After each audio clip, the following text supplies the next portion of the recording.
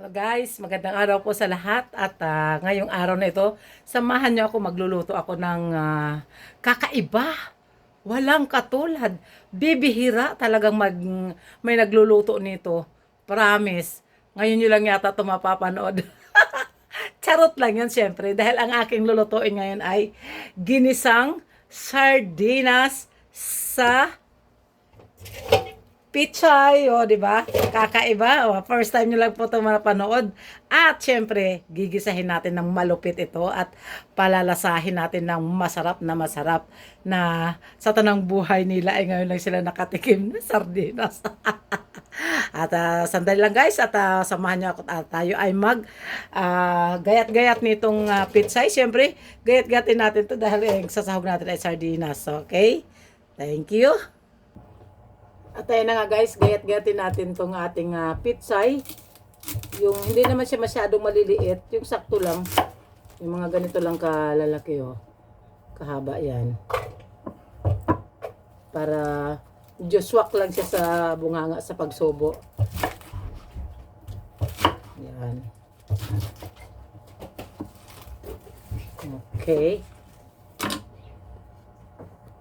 Ayan, start na tayo mag-gisa. Choink. Kunting mantika.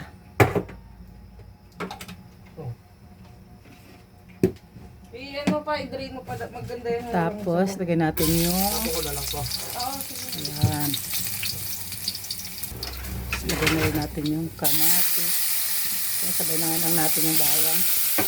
At medyo mahirap mag-camera ng isang kamay lang.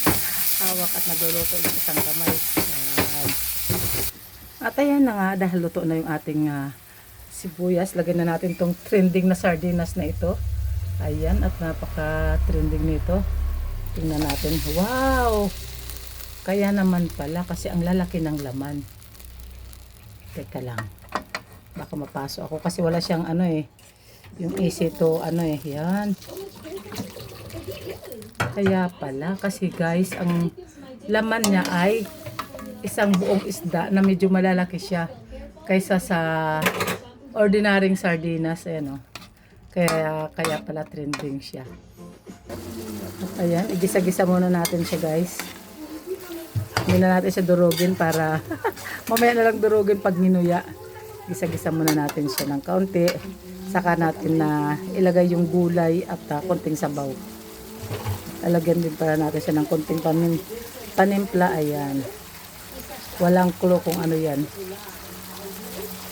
Pasensya na kayo sa aking video kasi isang kamay nagluluto, yung isang kamay nagbibideo. Saka na lang tayo kumuha ng videographer pag yumaman na tayo. Charot, di ba? At ayan na, ilagay na natin yung ating gulay. Ang malupit na gulay. Bihirang-bihira lang ulamin. Ang pichay. Yan. Sige, halo-halo na lang natin, halo-halo. Yun. Okay. Tayo natin siya muna na. Tatakpan ko na lang muna siya para bumaba yung gulay. At syempre ang Pilipino, ang typical na Pilipino talaga, yung lata ng sardinas ay inaalugan ng tubig kasi nandoon pa yung mga lasaw, di ba? Sayang pa yun, di ba guys? Shout out sa mga nakarelate dyan.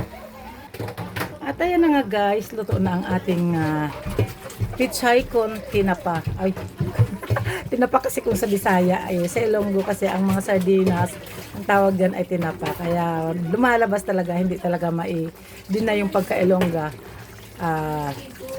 So baguhin natin. Sardinas con pichay o pichay con sardinas.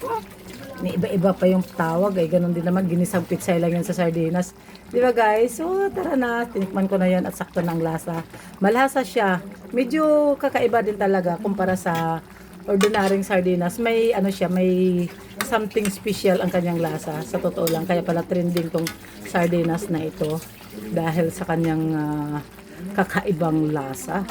Pero kung tutusin ay sardinas, kaso malalaki lang kasi siya, yun ang kaibahan sa kanya kumpara sa mga sardinas na nagsisiksikan din sa lata.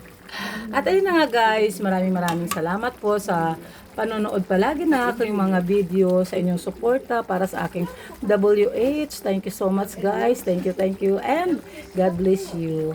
Jesus loves you and I love you too.